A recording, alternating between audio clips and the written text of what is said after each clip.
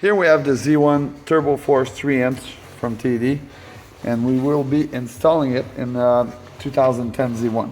Okay, so to get the 3-inch in, you have to remove the metal part here. You're looking at a 3-inch exhaust. It's much bigger than factory, and to give you a little bit more space, that's what you have to do.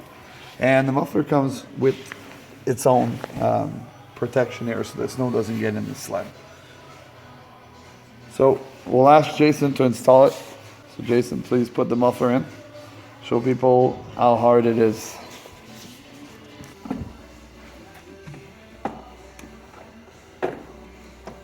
Okay, so now that we're here,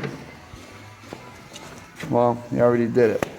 But take it out, show them the last step, because that was too easy. Okay, so basically, okay, lower the butt of the muffler, then get it aligned with the studs, and then push in. That's it. So the last thing is the heat shield here. Because the O2 bunks, they go over the heat shield area.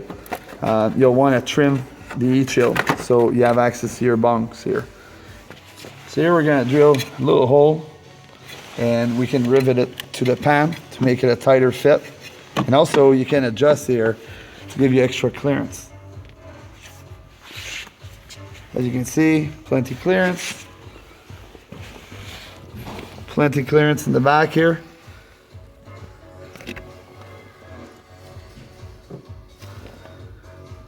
It doesn't touch.